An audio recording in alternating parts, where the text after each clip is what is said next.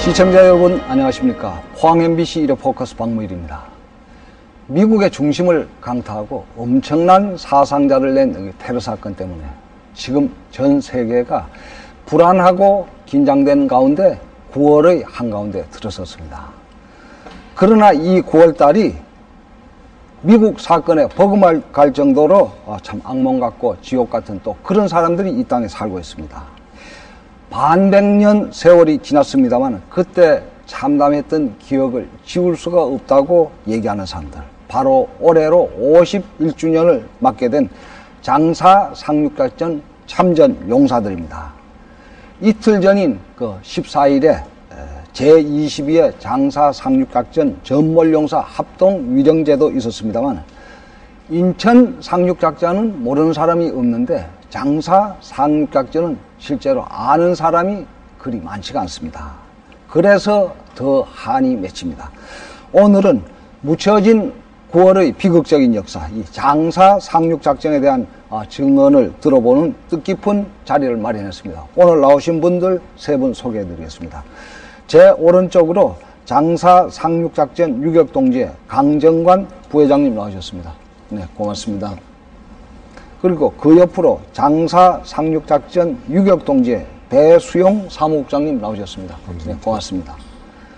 제 왼쪽으로 육군사관학교 군사사학과 교수님인 송인영 대령 모셨습니다. 네, 고맙습니다. 바쁘실 텐데 나와주셔서.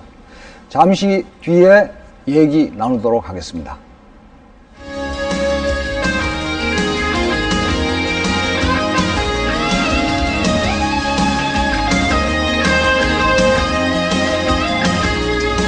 시청자 여러분들께서는 포항 MBC 일요 포커스 함께하고 계십니다.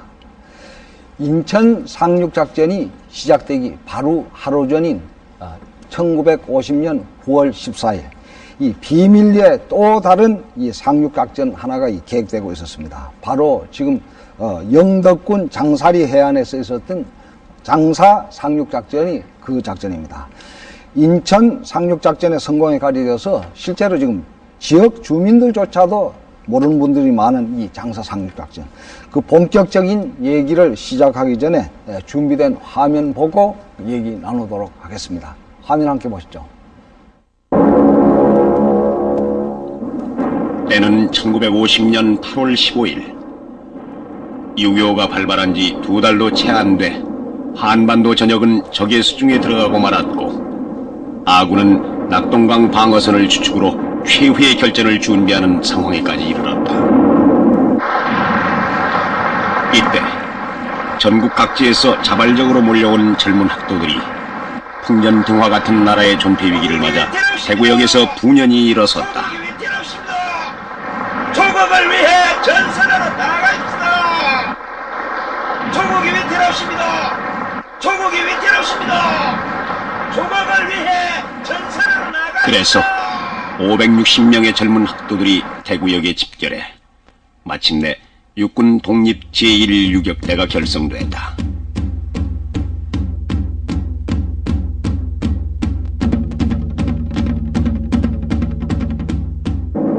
(1950년 9월 13일) 부산항 밀양에서 20여일간 훈련을 받은 육군 독립 제1유격대 대원 772명은 2700톤급 LST 함대 문산호에 결연히 몸을 실었다.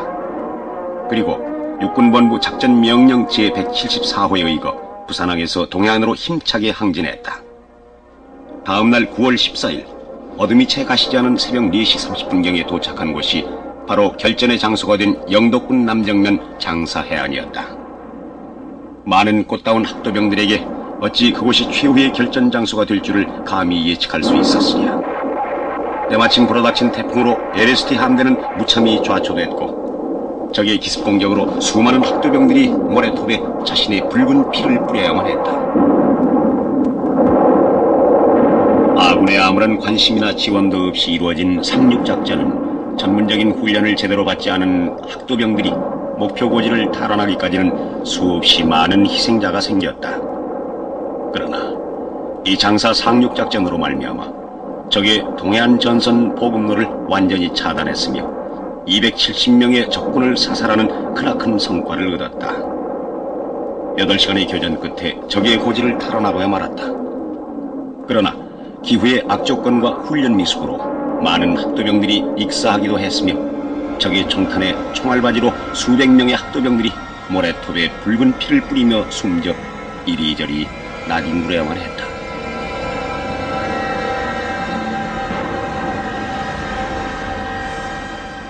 네, 장사리 해변에 붉은 피를 뿌렸다. 정말 이 화면이 나가는 동안 참전했던 두 분께서는 이 뇌리에 정말 참 기억하고 싶지 않은 기억들이 주마등처럼 지나가지 않았을까 하는 그런 그 생각이 듭니다만 어떻게 보셨습니까?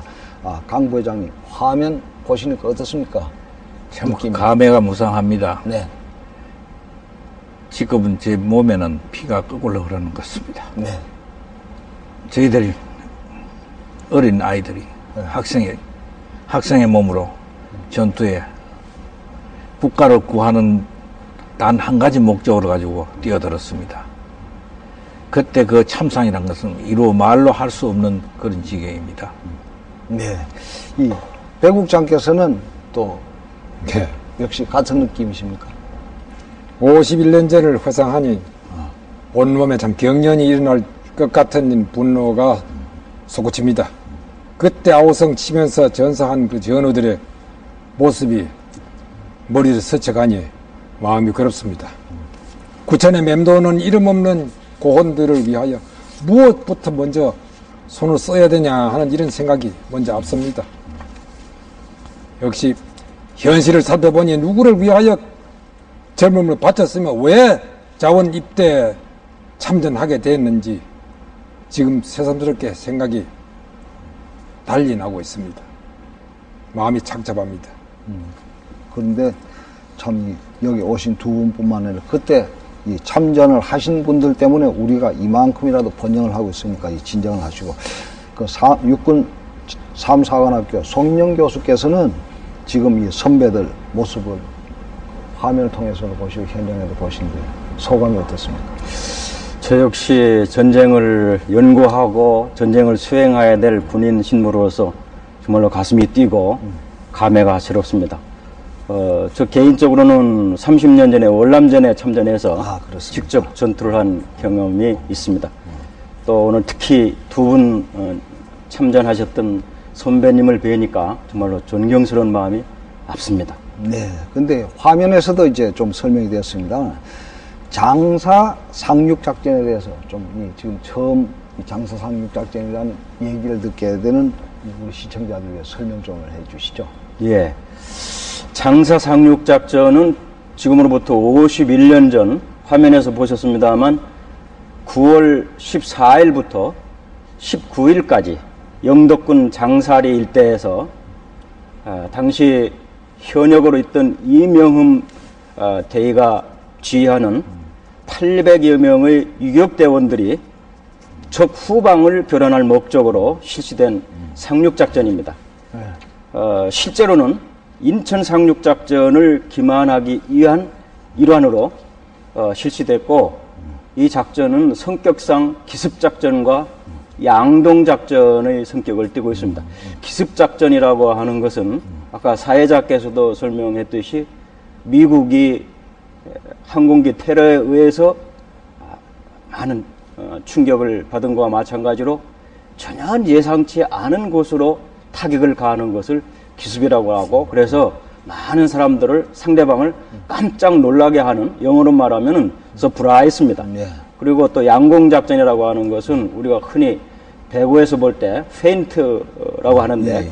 페인트 오퍼레이션 즉 상대방을 속이는 작전입니다. 그래서 이 장사 상륙 작전은 인천 상륙 작전을 속이기 위한 기만 작전의 성격을 띠고 실시된 작전이다. 이렇게 말씀드릴 수가 있겠습니다. 네, 이 송인영 교수님이 이 장사 상륙 작전에 대해서 자세하게 설명을 하셨습니다. 물론 이 설명은 현재 남아있는 역사적 기록을 토대로 한 겁니다. 그렇지만은 그 기록이란 것이 역사에 객관적으로 쓰여진 기록이란 것이 꼭 정확하다고 할 수도 없고 특히 거기에 나오는 그 수치라든지 이런 것들은 그 참전, 현장의 참전, 당시 그 전투에 참전했던 그 장병들과 증언 사이에는 상당히 차이가 있을 줄 압니다만, 그래서 그 부분에 대해서는 이제 직접 참전했던 분들하고 얘기를 나누면서 확인을 해 가도록 하겠습니다. 51년 전, 그러니까 1950년 9월 14일이니까 51년 전 9월로 시간을 거슬러 올라가 보겠습니다. 이 강정관 부회장께서는 당시 그 몇 살의 나이로 어떻게 해서 그 장사 상륙작전에 참전을 하게 됐습니까? 예.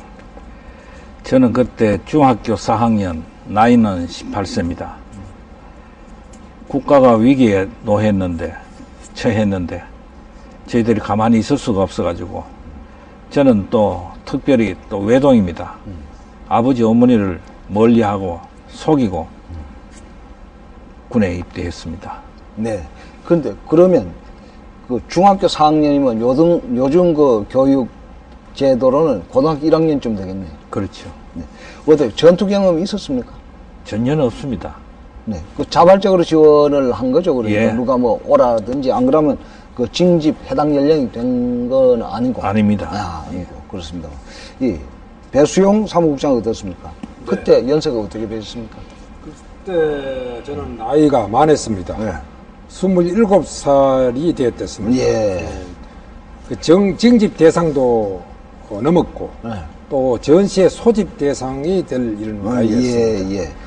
근데 그때 형편으로 봐가지고는 젊은 그 연령층에서는 그냥 그 전시를 보고만 있을 수 있는 이런 입장은 아닙니다. 누구라도 그대로는 못 있습니다. 당연히 뭔가 해야 되겠다 하는 이런 심정을 갖고 마침 그 당시에 대구에서 그 6.25때 모집을 하게끔 됐어요. 그래서 기왕이면 막 우리 고장에서 이런 대대를 편성한다니까 나도 역시 좀 그 무슨 그런 그 자원 입대자를 또 희망하고 있기 때문에 그 무슨 영웅심도 좀 발동했고 젊은 기분이었겠죠.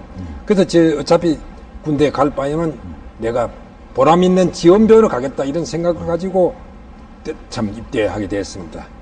근데 그 사실은 입대하고 보니 20을 또 뭐 채될까 말까 하는 훈련을 받고 그 당시에 기초훈련 약간 받고 6.25 훈련 뭐 한 3, 4일 정도 받고 난 뒤에 바로 출전했으니까요. 네. 처음에는 뭐 어디로 가는지 그것도 모르고 그 함정에 성선하고 난 뒤에 그 작전 계획을 설명 듣고 자세히 알게 되죠. 네. 그렇게 됐습니다. 네. 그 송인영 대령께서 조금 전에 얘기를 하시기를 이명흠 대위 그 지휘하에 800명의 유격대가 모였었다고 그랬는데 그 당시 그 참정병들의 평균 나이가 대체로 얼마나 되는지. 그 당시에 뭐 전부 20세 미만이 대부분이었습니다. 네. 20세 미만이 대부분 뭐 17, 18, 19 이게 대부분을 차지하고 한 90%가 뭐 차지했습니다. 그리고 이것이 나이가 많은 사람은 일부분이었습니다. 지원병이었기 때문에 일부분이 들어갔지. 그 당시에 뭐 향토부대에 비슷한 이런 조직이 되어 있었겠냐. 네. 그렇게 됐습니다. 네. 다른 분들도 모두 역시 자원 입대를 역시 하고. 그런 네. 마음으로서요. 참 정말 그 무언가 해야 되겠다는 그런 애국심 때문에 이 군번도 달지 못한 그 학도병들이 참전을 한 것 같은데 한국 전쟁 당시에 저런 군번도 달지 못한 부대들이 많았습니까? 예, 지금 자료에 의하면은 일본에서 결성된 제1학도의용군 641명을 포함해서 국내적으로 한 20여만 명의 학도의용군이 결성돼서 직접 전투에 참가하거나 아니면 후방에서 치안 유지, 무슨 공비 토벌, 기타 위문, 뭐 간호 활동, 또 공작 선무 이런 임무를 담당했던 것 같습니다. 지원자들조차 알지 못했다는 그 상륙작전인데 당시 그 전황이 어땠길래 이게 지원자들도 모르고 그렇게 끌고 갔었습니까? 당시 상황이 아주 급박했습니다. 네. 왜냐하면 지금 시점으로 봤을 때 9월 중순인데 9월 중순의 상황은 아까 요도에서도 그림에서도 잠시 화면에서 나왔습니다만 우리 영토는 경상남북도 일원, 즉 부산으로부터 포항에 이르는 이 영토와 제주도 일원 이 일대만 우리 영토였고 나머지는 다 적의 수중에 들어간 그런 상태였습니다. 네.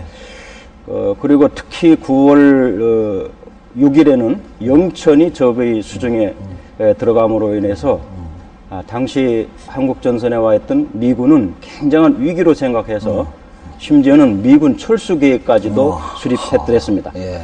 그래서 그 계획에 의하면은 만약 영천을 사수하지 못하면은 미군을 포함해서 미군은 물론 한국군 2개 사단 또 민간인 10만 명을 아메리칸 군도 그러니까 지금으로 보면은 하와이나 괌 이쪽으로 철수해야 될 것이다라고 하는 그런 계획까지 수립할 정도로 아주 절박한 상황이었습니다. 그런데 다행히도 그런 반면에 메가더 장군이라고 하는 걸출한 인물이 그 아무도 생각하지 못했던 인천 상륙을 머릿속에 구상하고 있었습니다.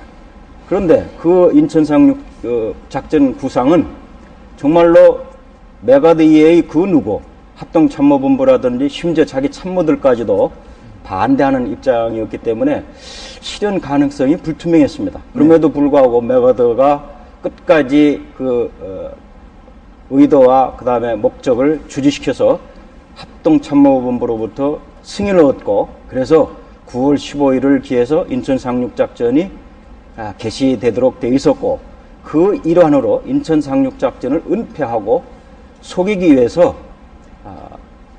이 장사동 상륙작전을 포함한 군산 일대의 상륙 기만작전을 감행하기에 이르렀던 겁니다. 네, 그러니까 지금 적의 배후를 쳤다, 적의 배후를 기습한다 이 얘기를 했다 그러면 그러니까 전선이 영천 이남으로 다 형성이 되어 있었다는 그 얘기가 되겠죠, 전선이. 그렇습니다. 영천을 포함한 경주, 그다음에 이쪽 서쪽으로는 대구, 외관, 그다음에 마산, 네. 부산 네. 이러한 진영이 아군 측이었고 나머지는 다 적의 수중에 들어간 그런 상태였죠. 예, 정말 참 저희들도 역사를 엿보고 그런다 그럽니다만 제가 새삼스러운 게 미군이 철수 계획을 세울 정도로 전황 위기에 몰렸다 그러면 바로 그때가 참 우리 대한민국이 멸망하기 직전 그 풍전등화 같은 그런 시기였고 우리가 참 패전국이 되기 바로 직전이었는데 바로 그런 때 우리 전쟁에 참석하신 이런 분들을 비롯해서 이 학도병들까지 맨주먹 굴비로 일어섰다는 데 대해서 고맙기도 하고 또 이 자부심도 느끼고 그렇습니다만 아무튼 그 유격대가 소집되고 난 뒤에 상륙작전이 시행될 때까지 그 좀 상황을 설명해 주시죠. 그때 뭐 태풍도 불어오고 뭐 그랬다는 그 기록도 있던데. 네. 그때 저희들은 부산에서 LST에 올라탔습니다. 네. 어디 가는 줄도 모르고 그냥 무작정 가라니까 올라탔는데 그날 밤이사 난지에 알았는데 케지어호라는 태풍이 와가지고 네. 하여튼 뭐 배 갑판에 올라가가지고 보면 배가 얼마나 까부는지 속에 있는 거 다 나왔습니다. 밖에서 총알이 막 배 안으로 날라 들어오는데 비 오듯이 날라 들어와요. 네.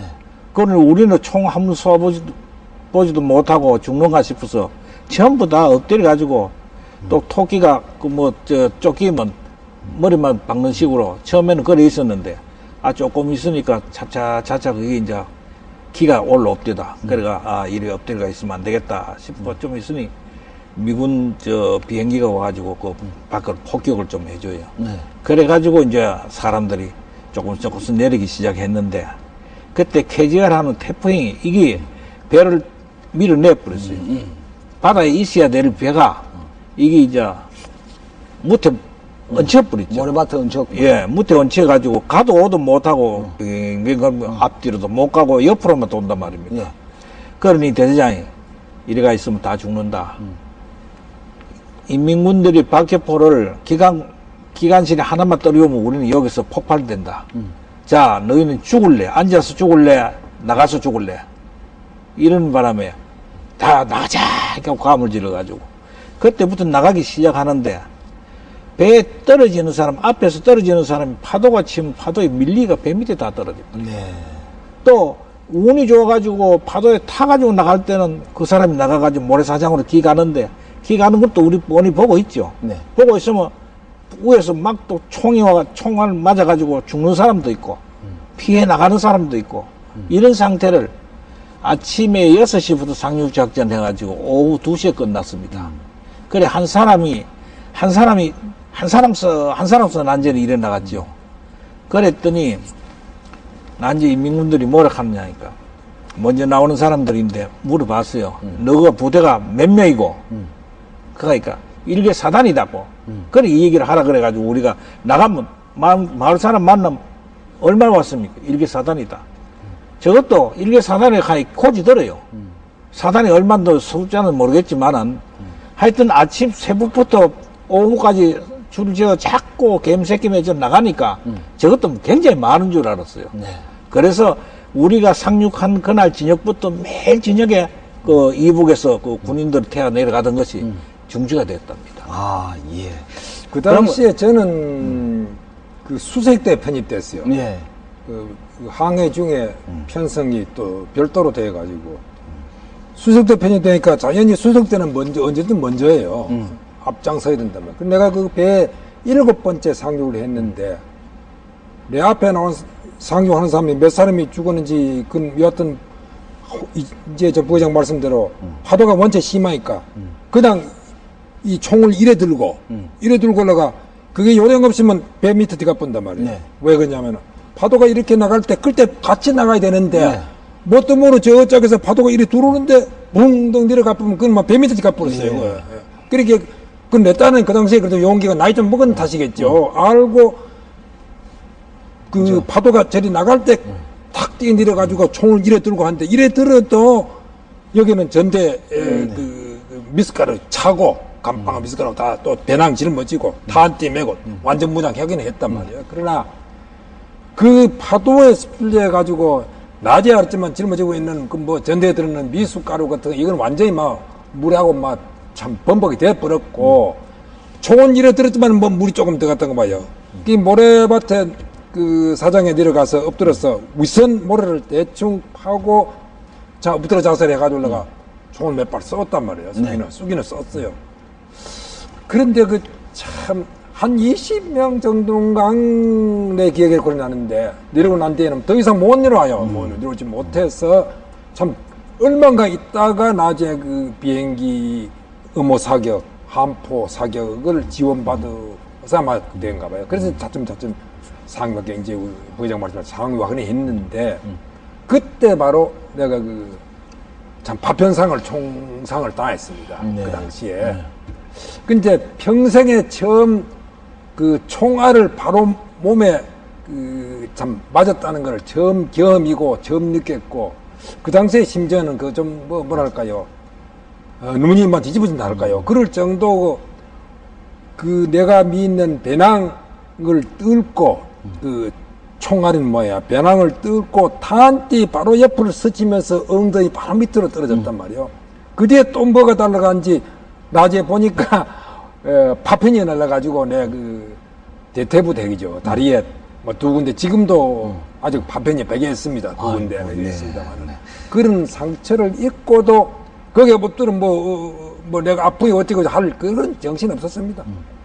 약간 피가 흐르는지 뭔지 그것도 모르고 하여튼 모르고 위선 삼면에서 공격해 들어오는 거 이거를 방어를 해야 될 판이고 상륙은 해야 되고 그때는 뭐 완전히 아비규환이. 아니 그런데 지금 이 미숫가루 얘기도 하시고 예. 건빵 얘기도 하셨는데 그걸 그 부대에서 출발하기 전에 예. 상륙전 근데 그게 이제 알고 보니까 3.1분이라는 아, 걸 3.1분. 3.1분 식량이죠. 그 그게. 총은 어떤 총을 가졌습니까? 총은 인민군 딱공총. 그게 어디서 아주 깁니다. 그게 어디서 우리의 옛날에 그 38총 가는 그거보다 아주 뭐 긴. 그럼 한 한 방씩 넣어 한 방씩 넣고 이래 가지고 또 이래 놓고 또 앞으로 당기고 예. 아 그걸 갖고 어떻게 상륙을 합니까? 이제 유격대라고 저 구방에 간다고 아마 그 훈련은 그 당시에 가르치기를 저 구방에 가니까 완전히 그 인민군 행사를 하라 이렇게 심지어 뭐 그 인민군 노래도 배웠으니까. 네.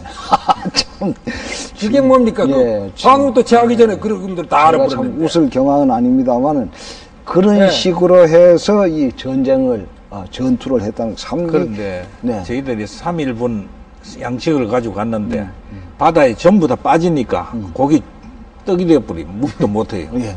그런데 자 3일 만에 돌아가야 될 것 아닙니까? 예. LST는 자초됐죠. 돌아가지를 못한단 말이에요. 뭘 타고 갑니까? 이 참전 용사들이 나와서 얘기를 하니까 그렇지 저는 도대체 실감이 안 날 정도 그런 얘기입니다만 사흘분 식량하고 탄약하고 그걸 받고 어디로 가는지 모른 채 참 갔던 그 망망대해 거기서 상륙작전이 개시되기도 전에 또 뭐 하늘도 덥지가 않아서 이 케지하호라는 태풍까지 밀어닥쳐갖고 참 이 진퇴양난에 빠졌다는 그런 얘기인데 사흘 계획하고 전투에 투입이 됐다가 일주일을 넘겼다. 그것도 먹을 양식도 없이 일주일 넘겼다. 정말 대단한 그 정신력이라는 생각이 드는데 그래서 상륙정이 도착했을 때는 생존자가 절반 정도는 남아 있었습니까? 절반 조금 더 됐지. 조금 더 됐으면 됐는데 한 500명 정도. 예. 그래서 LSD가 저쪽에서 도입되다. 새벽에 보니까 이거 이제 살았구나 싶은데 저는 인해 전술을 가는 거 말만 들었지 사실은 몰랐는데 그 장사동 그 뒤에 그는 산이 전부 다 그때 소나무가 우리 배꼽밖에 안 왔어요. 그런데 와글와글와글 하는 소리가 나요.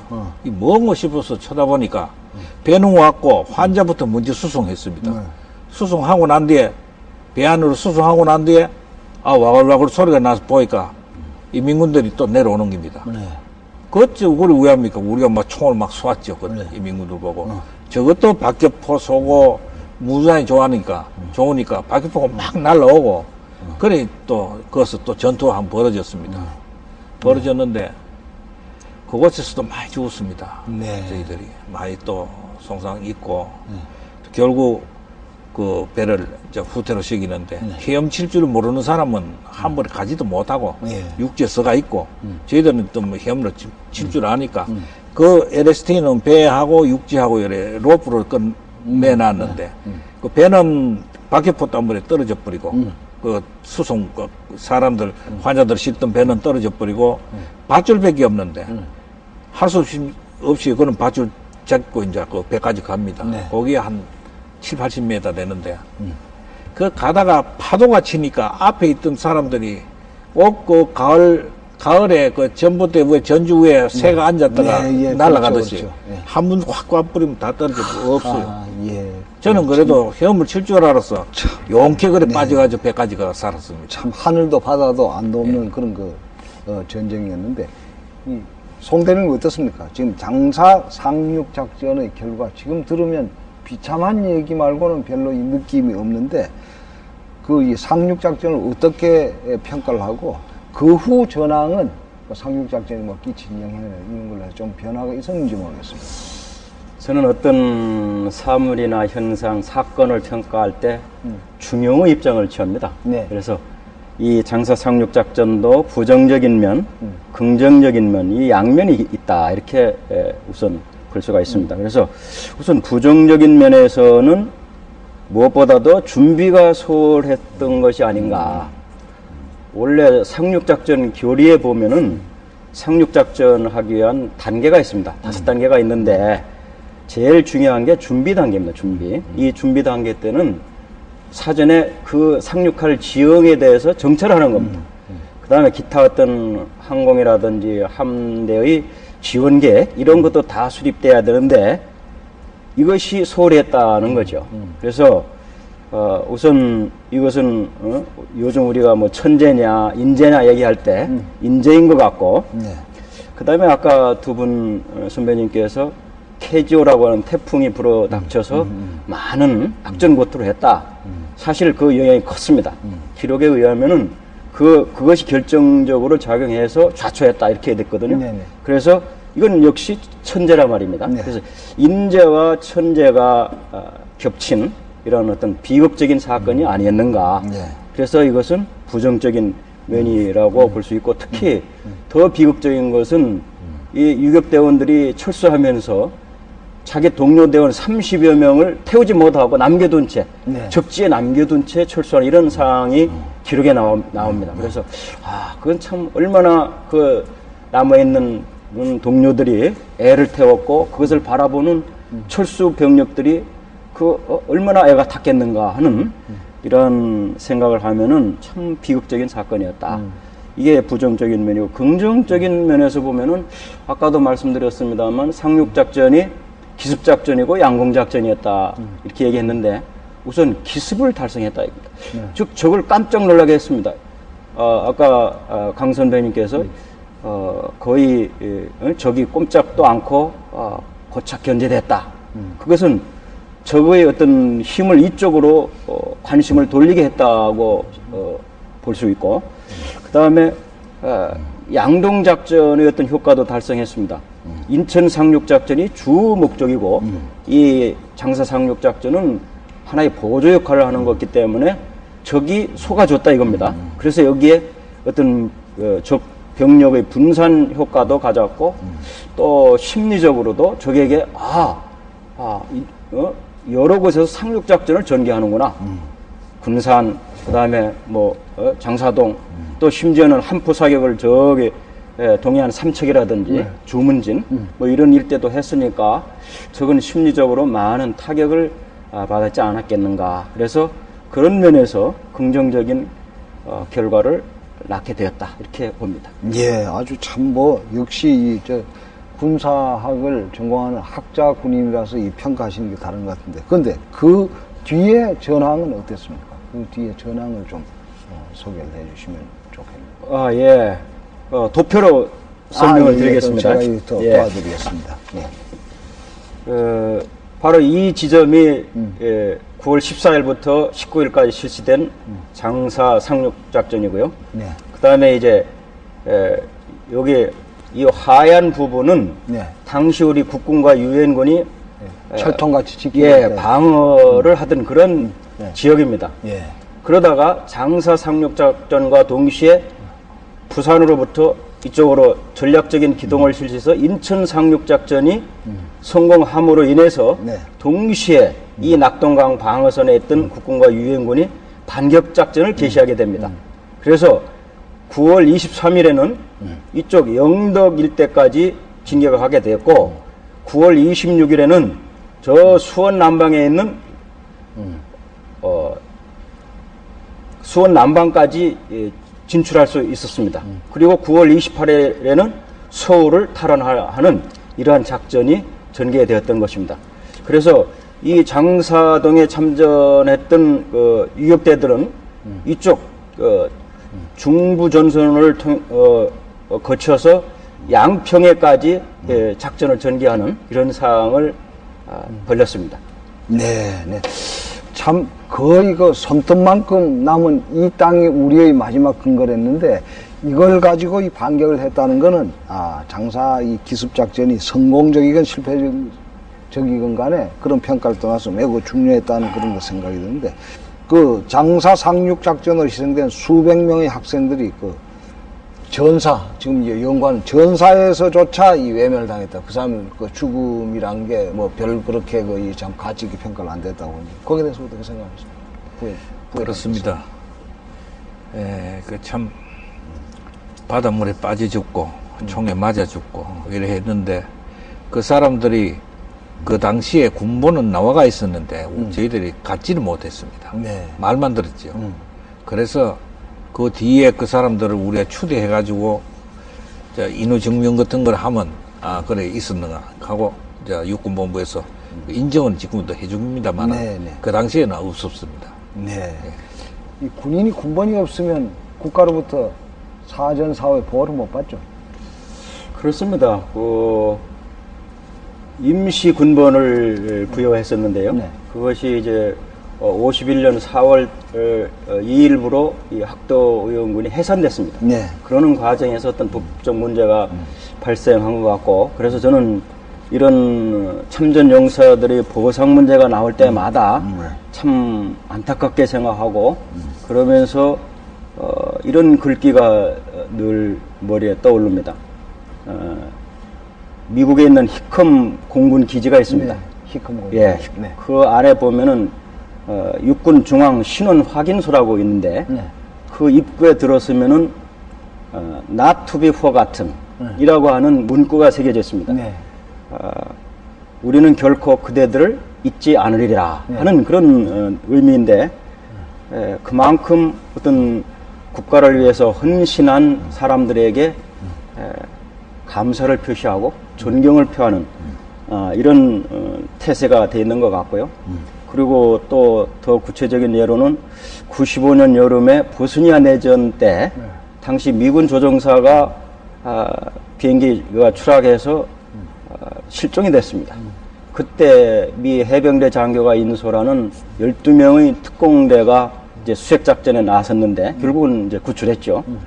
그때 그 실종된 조종사 오글레디 데이가 뭐라고 했냐면은 나는 한 번도 우리나라가 나를 버려둘 것이라고는 생각하지 않았다. 이런 말을 했습니다. 정말 참 이것이 바로 국가가 취할 도리고 또 어떤 군인의 자세가 아닌가 이런 생각이 떠올라서 늘 이 6월이라든지 즉 호국 보훈의 달이라든지 또 참전용사에 대한 보상 문제가 나올 때마다 그런 심정을 느낍니다. 네, 그런 면에서는 참 아직도 우리나라가 이 나라를 지키기 위해서 목숨을 바친 무명의 그 전몰자들에 대해서 예절을 다 하지 못하고 있다고 그런 그 생각이 듭니다. 배 사무국장님, 97년 지금 4년 전이니까 3월에 예. 비로소 이제 전사자 유해 임양 작업이 그 장사에서 있었던 걸로 그렇게 알고 있는데 어떻게 해서 뒤늦게 자그마한 지 근 한 50년 가까이 된 뒤에 이걸 시작을 하였습니까?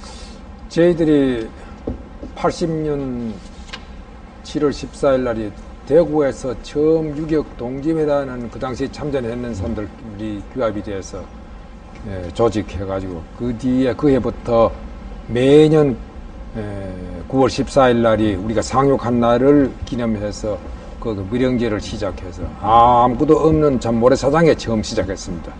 그러고 난 뒤에 영덕군에서 그 협조를 많이 해주셔가지고 이제 위령제를 지원을 받고 이래서 위령제를 쭉 지내다가 95년 3월 14일과 95년 10월 16일 두 차례에 걸쳐서 그 정부 그 기관인 국민고충처리위원회라고 있습니다. 지금도 있는가 모르겠습니다.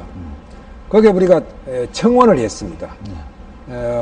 여러 가지 뭐 한 너댓 가지 했습니다만은 그 중에 유해 인양 작업은 빨리 할수록 이거는 급하다 하고 생각하고 이야기했더니 천번에는 그게 참 그 실정을 잘 모르니까 그 확실한 이야기가 회답이 없었습니다. 그걸 몇 번 우리가 똑똑도 할 겸에 각 부서로 다니면서 설명하고 이랬더니 이제 그 고충처리위원회에 주선을 넣어가지고 국방부와 또 보훈처와 영덕군 그 3개 부서가 합의해가지고 그 당시에 자금이 보훈처에서 인양 자금이 나왔습니다. 그래서 그걸 가지고 3월 5일부터 7일까지 3일 동안에 그 작업을 했습니다. 그때 작업은 역시 국방부에서 협조해 주신 거는 바로 그 바다 밑에 들어가는 그 뭐 UDT입니까? 이 이제 병력이 투입돼 가지고 와가지고 전부 했는데 그때 인양된 유해가 한 서너 점 됐습니다. 먼체 오래됐으니까 그 배 바닥만 남았는데 모래가 먼체 많이 쌓여가지고 그걸 파디지고 이렇게 할 그 너무 많이 뭐 참 침전이 됐으니까 다 못하고 윗선 그분들이 가가지고 이제 참 수거했는 것이 한 서너 점 해가지고 그러니까 안장하긴 했습니다. 전적이 전혀 없는 건 아니고 조금 그렇죠. 있었죠. 그럼 잠시 그 지난 14일 장사 상륙 작전 그 전몰용사 합동 위령제 그림을 지금 보시고 넘어가겠습니다. 근데 저 위령제는 그 언제부터 정부한테 어떤 지원을 받고 이 시작을 하신 겁니까? 사실 처음에는 좀 전에 말씀드렸지만은 아무것도 그 지원 받냐는 이런 생각조차 못하고 80년도에 처음 시작했는데 그냥 우리가 그 젊을 때는 좀 사안이랐고 모두 각각 뭐 그 유격 때 해체되고 난 뒤에 각각 자기 그 부대로 모두 배속된 사람 되고 뭐 또 집에 간 사람 가고 이렇게 된 입장인데 오랜만에 참 그러니까 벌써 50년 지나고 난 뒤에 한 30년 동안 그대로 있다가 이거 안 되겠구나 하는 것이 그제야 우리 정신이 차려지니까 이래서는 안 되겠다. 우리가 그야말로 참 구천에 맴도는 고혼이 그대로 있는데 우리가 그냥 있을 수 있느냐 하고 우리만이라도 좀 찾아보자 이렇게 생각하고 80년 10월 날짜도 아닙니다. 10월 14일부터 시작했습니다. 그래서 그 다음에부터는 우리가 상륙한 날짜를 기념해가지고 9월 14일에 하자 이렇게 해가지고 매년 시작했는데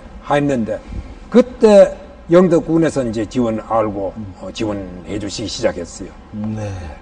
그래서 그게 동기가 되고 네. 쭉 지금까지도 그렇게 지금 해나가고 있습니다. 그러니까 우리는 지금 그거를 기념하기 위해서 우리 동지회 주관을 해가지고 우리 스스로 돈을 몇 푼서 모아가지고 그곳에 있는 장사 중학교가 바로 우리 상륙지점 바로 옆에 있다. 현재는 조금 안쪽으로 들어갔습니다만 네. 바로 그 모래사장 옆에 있었습니다.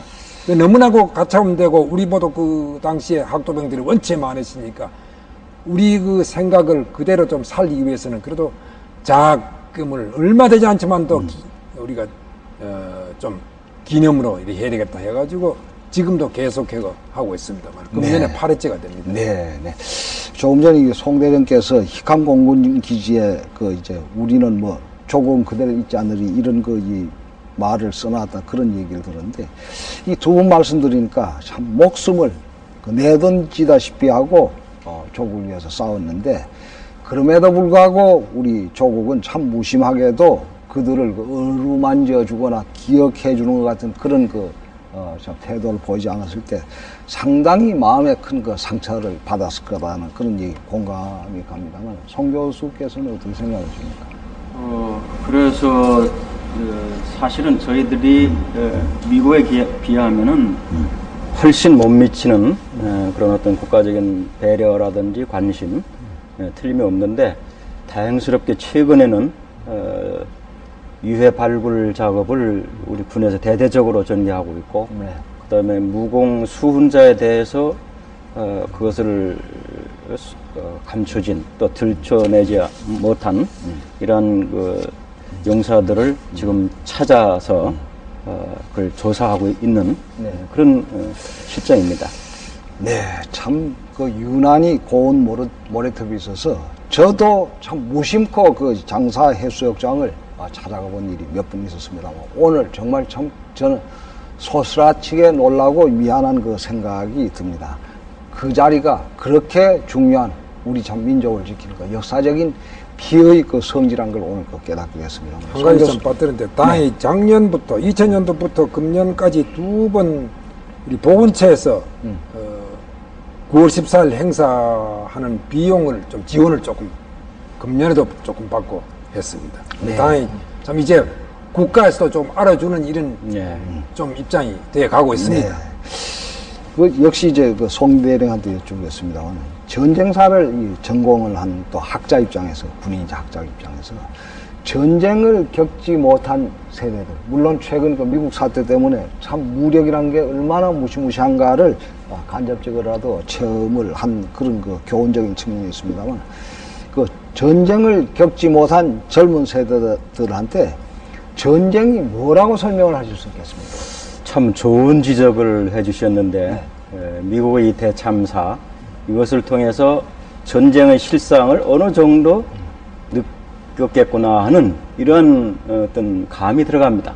전사를 연구하는 그런 입장에서 볼 때 그러면서도 한편으로는 많은 분들 심지어 전쟁을 연구하는 사람들까지도 전쟁의 진정한 의미를 잘 모르는 경우가 많습니다. 예를 들면 우리가 일반인들이 쉽게 쓰는 무슨 경제전쟁이다, 가격전쟁이다, 유통전쟁이다, 심지어는 아르헨티나하고 잉글랜드가 16회 뭡니까? 축구. 그러니까 월드컵 경기 때 어떤 표현을 썼냐면은 양국이 축구 전쟁을 했다 이겁니다. 네. 그래서 포클랜드 전쟁 때는 영국이 승리했지만은 이 월드컵 축구 전쟁에서는 아르헨티나가 승리했다 이렇게 표현을 한다든지 또 우리가 예를 들어 쉽게 1년에 한두 번씩 입시 전쟁 입시 전쟁 한다고 하고 또 무슨 명절 때 귀경 전쟁 한다고 하고 심지어 농부들이 무슨 뭐 까치와의 전쟁을 한다고 하고 이렇게 전쟁이라고 하는 말을 아주 쉽고 함부로 쓴다 이겁니다. 예, 평가절하가 예, 그래서 저는 이게 아주 늘 이래서는 안 되겠는데 지금 미국의 그 참사에서 보듯이 그 전쟁을 방불하는 그 표현에 의하면 액트 오브 워라고 이렇게 했습니다. 그러니까 전쟁 상태라고 이렇게 표현했는데 바로 그게 전쟁입니다. 사실은 그것보다 10배, 100배, 1000배 더 가혹한 것이 전쟁이라고 하는 것을 제가 말씀드리고 싶고 아울러서 우리 젊은이들에게 특히 당부하고 싶은 것은 어떤 역사적인 의식 이것이 매우 부족하다. 역사관 특히 6.25 전쟁에 대해서 초등학생들한테 설문을 들어봤더니만 한 절반 정도가 이건 북한하고 북한 공산군이 쳐들어와서 싸운 것이 아니고 일본과 전쟁했다 이렇게 이해하고 있다는 이런 글을 보고 저는 정말로 이건 우리 기성세대가 할 일이 아니구나. 우리 기성세대들은 젊은이들에게 올바른 역사관을 심어주고 올바른 전쟁관을 심어줘야 되겠다라고 하는 이런 생각을 해보면서 그러면서 군인의 어떤 임무는 한편으로는 싸우면서 한편으로는 궁극적으로는 평화를 지키기 위한 그런 천병 역할을 하는 겁니다. 그래서 옛 성현들이 평화를 원한다면 전쟁을 이해하라. 또 평화를 원한다면 전쟁에 대비하라 하는 이러한 외침이 지금도 유효한 것이 아닌가 이렇게 말씀을 드릴 수가 있겠습니다. 정말 참 6.25 동란이 일본하고 전쟁이었다는 대목은 그 선배들, 그 아이들의 선배인 우리의 잘못도 또 그 안에 많이 포함된 게 아닌가 하는 생각이 듭니다만, 이 강 정관 부회장하고 배수용 그 사무국장이 우리 그 지금 시청자들한테 참전용사로서 참 이름 없는 참전용사로서 못한 말씀 있으면 지금 이 시간 빌려서 간단하게 그러나 마음에 어떤 지침이 될 수 있게 한 말씀 해주십시오. 세월이 반세기가 지나갔는데 지금 돌아가는 전우들이나 그 사람들 보기에 부끄럽지 않는 생활을 저희들이 해야 되겠다고 생각합니다. 그리고 또 우리가 장사 상륙전뿐만 아니고 아까 송 교수님께서 말씀하시듯이 강원도까지 올라갔습니다. 저는 거기서 부상도 하였고 그래서 작년에 국가유공자로 됐습니다만 배 국장님도 여태까지 무공수훈자로 계시다가 요번에 또 그 상처가 그 덩어리에 파편에 아직 바퀴가 있는 걸 그걸 이제 해가지고 또 7급으로 저하고 같이 됐습니다. 이런 거는 국가에서 지금 늦더라도 밝혀가지고 그 치료를 하고 또 그렇게 유공자로 대우해 주시는 게 참 감사하고요. 앞으로 이러한 일이 있으므로 또 어린 아이들이 보고 국가가 상위 용사들에게도 그런 대우를 해주는구나 하는 걸 느끼면 그 사람도 애국의 마음이 있지 않을까 그렇게 생각합니다. 네. 배 국장님 어떻습니까? 네. 아니 근데 이거 전후 세대들은 마치 그 6.25 전쟁이 이제 반세기가 지나고 아직도 참전에는 우리들이 살아 있는데 그 생각하는 거 보면 10세기 전 그 삼국시대 무슨 전쟁에서 그 무슨 좌담 듣는 것 같은 뭐 책 읽는 것 같은 이런 기분을 가지고 있는 이런 젊은이들이 많이 참 느끼고 있는데 이래서는 안 된다고 생각됩니다. 여하튼 상대방은 하나도 변한 거 없는데 같은 민족이라 하는 똑같은 민족이라 하는 이것만 앞세워가지고 무분별하게 남북 통일을 부르짖고 영 뭐 우습지당한 소리가 많이 나오니 참 한심하게 짝이 없는데 사실은 전쟁에 나가서 피를 보면은 그 정신을 좀 자기가 뉘우칠 수 있다 이겁니다. 피를 보지 않고는 전쟁이 뭔지 이제 송 교수님 말씀대로 전쟁 말이 너무 흔하게 나와요. 전쟁에 그냥 아들 뭐 전쟁 노래 하는 그거로 생각하는지 모르지만 피 보고 눈이 참 뒤집힐 정도로 위급한 상황을 겪지 않으면은 이 전쟁이 얼마나 무섭다 하는 걸 모르는 세대들이다 이겁니다. 이거를 앞으로는 빨리 좀 뉘우쳐가지고 국론이 통일되도록끔 우리가 노력해야 되지 않겠나. 지금 요즘 보니까 뭐 남남 갈등하는 이런 말이 나오고 있는데 이부 전애들은 보세요. 전부 다 한 목소리인데 우리는 목소리가 얼마나 많습니다. 이래서는 안 됩니다.